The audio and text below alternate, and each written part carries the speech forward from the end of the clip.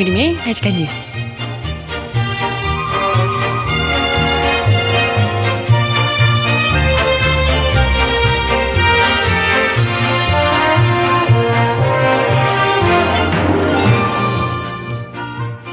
여러분 안녕하세요. 바칙한 뉴스 정혜림입니다. 크리스마스인데 산타 할아버지께 선물은 받으셨나요? 크리스마스 선물이요. 다 큰어른이 무슨 선물이냐 하실지도 모르겠지만요. 산타 말고 다른 분께 큰 크리스마스 선물 받으신 분들이 계시더라고요. 지난 22일 민주노총을 침탈했던 경찰들이요. 그 공로를 인정받아 줄줄이 승진을 했다는 소식이네요. 어머나 어마어마한 크리스마스 선물을 받으셨는데요. 반면에 그 건물 안에서 온몸으로 막아 나섰던 전교조 위원장에게는 무려 구속영장이 청구됐다고 합니다. 경찰 상해죄라고 하네요. 산타 할아버지는 분명 누가 나쁜 애고 누가 착한 애인지 알고 계실 텐데 이렇게 자꾸 막 나가고 그러실 거예요. 응? 나중에 혼낼 텐데. 응? 음악 듣고 와서 오늘 이야기 함께 해볼까 합니다. 첫 곡은요. SES가 부르는 캐롤을 들어볼게요. 누가 착한 애인지 누가 나쁜 애인지 알고 계시는 산타 할아버지 이야기. 울면 안 돼. 다녀오겠습니다. 신청곡 있으신 분 주세요. 첫 번째 소식은 물론 울면 안 돼로 깜찍하게 시작을 해보긴 했지만 참 황당한 이야기였어요. 사실 이번 주에 가장 큰 화두가 또 우리 경찰에서 지난 일요일 날 민주노총을 침탈하며 이 철도노조 지도부를 체포하겠다고 무리하게 시도를 했다가 실패하면서 커피 믹스를 들고 가려다가 또 실패하는 이런 일련의 사태들이 화제가 많이 됐었는데요. 여러 가지 패러디도 막 나오고 있는 상황이고요. 그런 가운데 진짜 황당한 일이 또 발생했습니다. 우리에게 주지 않는 선물, 국민들에게는 좀처럼 선물 줄 생각을 안 하시는 분께서 이런 곳에서는 참 알차게 잊지 않고 꼭꼭 말 잘 듣는 사람들에게 큰 선물, 크리스마스 선물 주고 있다는 소식이네요. 경찰이 지난 22일 민주노총 본부에 강제 진입한 데 대해서 계속해서 비판이 일고 있음에도 불구하고 이 작전의 책임 라인이 어제 크리스마스 이브예요. 경찰 인사에서 줄줄이 승진했다는 소식입니다. 특히나 이른바 친박 핵심인 여당 새누리당 의원의 동생, 친동생도요. 고속 승진을 거듭하면서 뒷말이 무성하게 일고 있다는 소식이네요. 내 참 진짜 잘했다 이거지.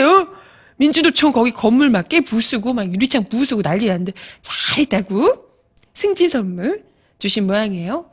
어제 정부가 이상식 경찰청 정보심의관을 정보국장으로 승진 내정하는 등 치안감급 간부 총 26명에 대한 승진 전보 인사를 했다고 합니다.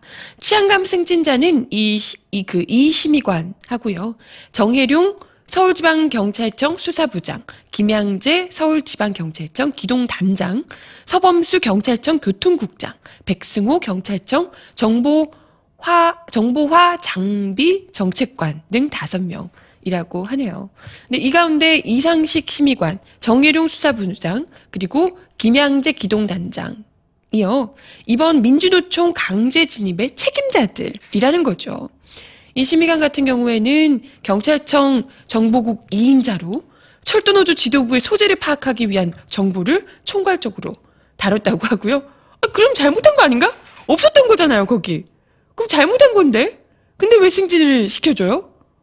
우리는 분명히 그때 이제 한껏 하루 종일 그 퍼포먼스를 벌였는데도 불구하고 못 잡아서 얘네 지금 경찰 지도부 있는 대로 까이겠구나 했거든요. 근데 승진 시켜줘. 뭐 하자는 거지 대체? 열심히 노력했다 하는 공로를 인정을 한 건가요? 아무튼 이 이상식 심의관은 철도노조 지도부 소재를 파악하기 위한 정보를 총괄적으로 다뤘다고 하고요. 정혜룡 수사부장은 철도 파업과 관련한 지도부 수사를 맡았고, 김양재 기동단장은 민주노총 강제 진입 그리고 주변 경계를 책임진 인물이라고 합니다. 아니 강제 진입의 정보부터 시작해서 수사 그리고 강제 진압 경비까지 이 세 분야의 책임자들이 시작부터 끝까지 모두 담당했던 책임자들이 다 승진을 한 거예요. 이건 뭐, 이건 뭐, 정말 이 철도노조 지도부를 이 압박하고 수사를 계속 정부 수사 뒷수사하고 압박하고 강제 진입하고 깨부수고 하는 모든 일련의 과정을 경찰청에서 사실 청장이 뭐 여야가 다 실패한 작전이었다라고 얘기하는데도 불구하고 성공했다, 잘한 거다라고 이야기를 했는데 이게 얘네들이 민망해서 그러는 건 줄 알았더니 실제로 그렇게 생각을 한 모양입니다. 실제로 정말 성공한 작전이었다고 생각을 했던 모양이에요. 아, 잘했다고. 이것만으로도 우리 공권력의 기계를 보여줬다. 이렇게 생각한 게 아닌가. 이 정도로 우리가 너네 뭐만 잘못하면 우리 다 어디든 건물 다 깨부수고 들어갈 수 있다. 이런 걸 이제 보여줬기 때문에 공권력의 뭐랄까 박근혜 정부 공권력의 파워? 불도저식 이 파워 마인드 이런 것을 확실하게 국민들에게 각인시켜줬다. 뭐 이런 데서 뭐 이게 글쎄 이제 선물을 주지 않았나. 이런 생각이 들고요. 체포한 경찰 1계급 특진 포상한다는데 뭐 그런 얘기도 있더라고요. 글쎄 근데 누가 정확하게 그 많은 경찰들 중에 한 5,500명 투입돼서 9명 잡겠다고 했는데 그 사람들을 못 잡고 나머지 뭐 다른 사람들 뭐 잡고 이랬던 거잖아요. 누가 잡았다고 해야 될지 5,500명 중에 제가 있는데요.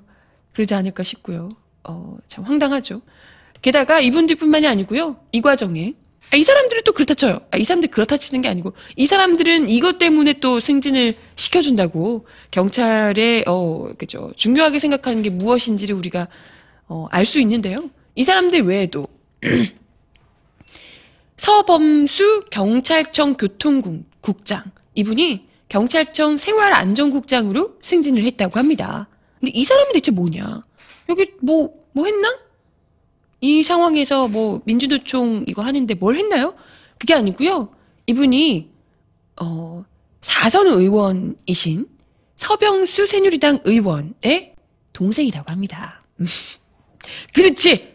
이 정도 연줄은 있어야지 그 승진도 하고 하는 거죠. 서병수 의원은 지난해부터 올 5월까지 새누리당 사무총장을 지냈던 분이고요. 친박 핵심 인물로 꼽히는 인물이라고 합니다. 이런 인물. 우리 여왕님의 핵심 친박 인사인데 새누리당 사무총장까지 지내면서 열심히 해줬는데 이 정도로 이분 동생이 이 정도로까지는 해줘야죠. 그래서 통상 3, 4년 정도가 걸리는 이 승진 경무관 승진 2년 만에 치안감으로 승진을 했다 그래요. 보통 한 3, 4년인데 반으로 단축을 한 거죠. 고속 승진을 했다는 평가입니다.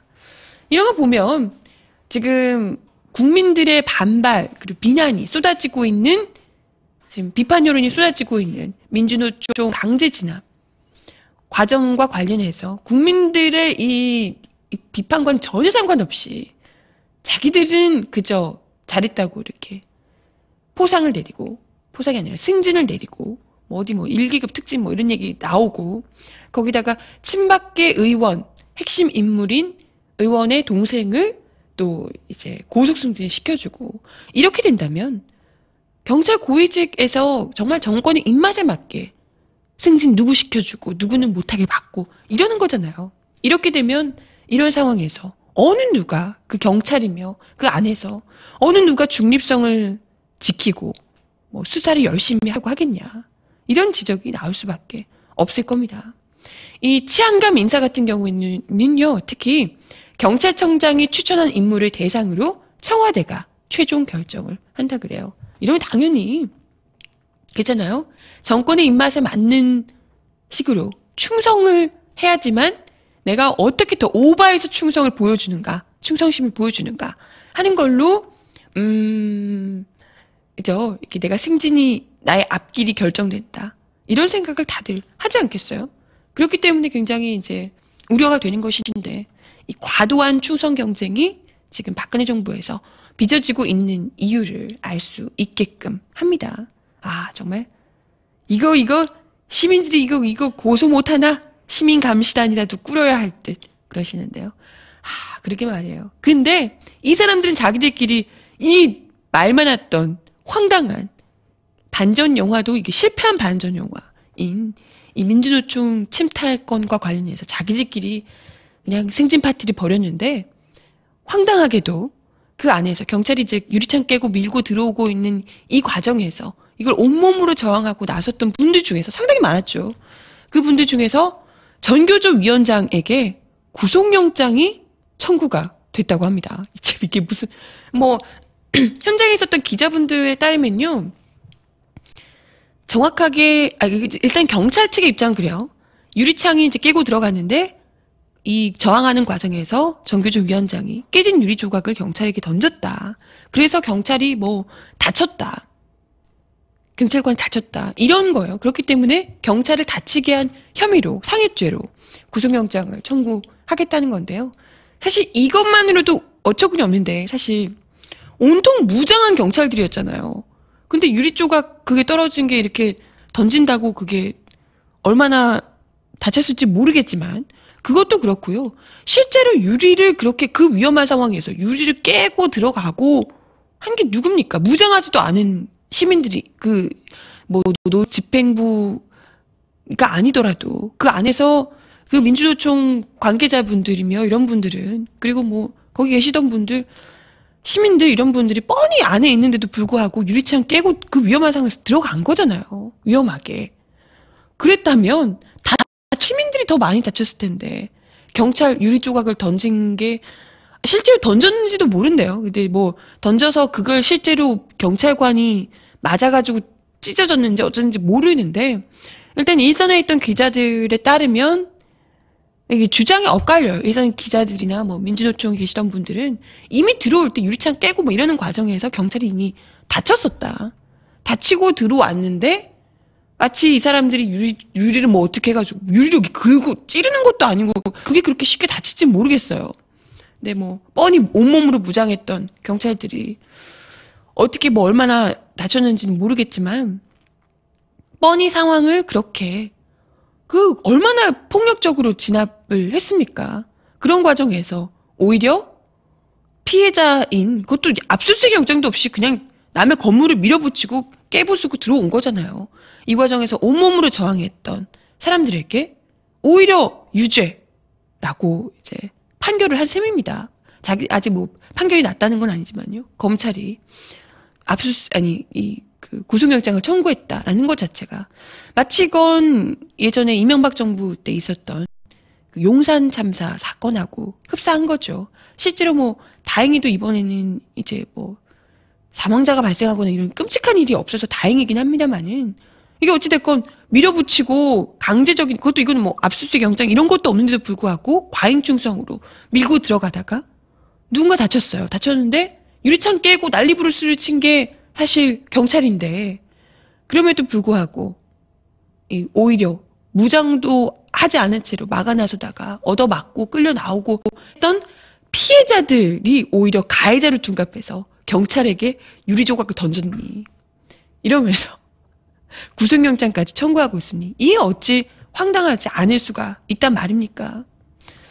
그래서 정교조가요 가뜩이나 지금 법의 노조로 하니 많이 하면서 온갖 이 박근혜 정부 들어오면서 첫 번째 노동 탄압의 타깃이 되었잖아요. 아마도 이게 시작점이 되지 않을까 싶습니다. 그래서 일단 정교조에 대한 공세를 그 많은 사람들이 있었는데도 불구하고 굳이 콕 집어서 정교조 위원장을 구속영장 청구를 하고 했다는 것은 이건 누가 봐도 또 다른 노동 탄압이다. 정교조 탄압의 연속선상에 있다라고 생각할 수가 있을 것 같습니다. 근데 이제 국민들과의 이 체감 온도가 워낙 다르고 여론은 점점 안 좋아지다 보니까요. 새누리당에서 또 말도 안 되는 이제 철도 파업은 대선 불복 투쟁이다 이런 얘기까지. 뭐지? 철도 파업이 대선 불복 투쟁이라고 이런 얘기까지. 아니 철도에서 대선 어쩌고 얘기를 거의 안 하지 않나요? 지금 민영화 반대한다 이런 얘기를 하고 있는데 이건 대선 불복 투쟁이다 이런 얘기까지 지금 하고 있습니다. 어떻게든지 뭐든지 정권을 비판하는 이야기는 다 대선 불복 투쟁인 것처럼. 아니 당연히 지금 국가기관들이 불법적으로 대선에 개입을 해서 이걸 민주주의를 농락한 사례는 분명히 엄단을 해야 됩니다. 근데 그것과는 또 별개로 철도 민영화에 대해서 반대를 하는 거거든요. 물론 이걸 반대하는 사람이 이걸 반대하고 같이 똑같은 사람이 이제 겹칠 수는 있겠죠. 하지만 이건 사안이 다르단 말이에요. 그죠? 물론 그런 국가기관의 대선 개입 이런 것들이 없었다면 현 정권이 어떻게 탄생하게 됐을지, 그리고 이런 철도 민영화를 밀어붙이는 일이 발생하게 됐을지, 그거까지 뭐 어떻게 상황이 달라졌을 수도 있겠죠. 하지만 어쨌건 지금 우리가 이야기를 하는 건 이 국가기관 대선 개입 문제하고 철도 민영화 문제는 다른 얘기라는 겁니다. 근데 이거 말도 안 되는, 또 이런 식으로 나오겠죠. 철도 파업은 대선 불복 투쟁이고 이건 곧 종북이다. 나오겠죠. 뻔한 스펙트럼 한두 번 보나? 그래서 새누리당이 여론전을 나름대로 펼치겠다고 무슨 당보? 늑대가 나타났다. 이런 제목의 긴급 당보를 12만 부 제작해서 전국 당협위원회에 배포를 했다고 합니다. 그러니까 철도 민영화는 다 괴담이고 늑대가 나타났다라고 소리치긴 쉽지만 늑대가 없다는 사실을 입증하는 건 어렵고 지루하고 힘들다. 교활한 양치기 소년 때문에 우리는 어렵고 지루한 힘든 일을 다시 시작해야 된다라고 주장하고 있다고 합니다. 철도 민영화니 뭐니. 우리 예전에 광우병 때도 괴담이니 어쩌니, 괴담 유포자니 어쩌니 이런 얘기 했었던 거잖아요. 뭔가 자기들이 감추고 있었던 진실이 드러나면 다 괴담이라고.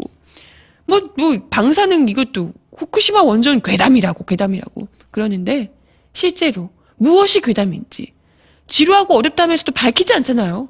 다 종북이라고 하는 거지. 지루하긴 어렵긴 힘들긴 뭐만 나오면 다 종북이라고 밀어붙이면서 참 쉽게 사시는 분들이 괜히 엄살 피우고 난리야. 그죠?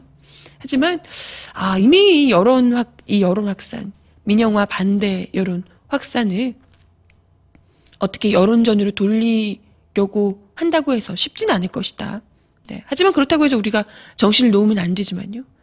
정부에서 한미 FTA에 저촉되기 때문에 민영화 금지 법안은 안 된다. 이런 얘기를 하고 있다고 하는데요. 아니, 민영화 아닌데 왜 민영화 금지법은 못 하나요? 민영화 아니라면서요. 그죠? 철도 민영화 아닌데 민영화 아니니까 민영화 금지법을 할 수 있죠. 그럼 우리가 안심하고 맡길 수 있는 것 아니겠어요? 근데 민영화는 아니지만 민영화 금지 법안은 절대 안 된다라고 얘기하는 정부야말로 괴담 유포자, 아니죠. 늑대 양치기 소년, 교활한 양치기 소년이 아닌가 생각합니다. 25분간 말씀 중 그러시네요. 그러게요. 또 철도 민영화 이야기는 이후의 이야기는 길게 할 수밖에 없네. 내가 한 번 터졌다 그러면 그냥 입이 그냥 알겠어요. 말 줄이고 발칙한 브리핑 넘어가 보도록 하겠습니다. 음악 하나 먼저 듣고 올게요.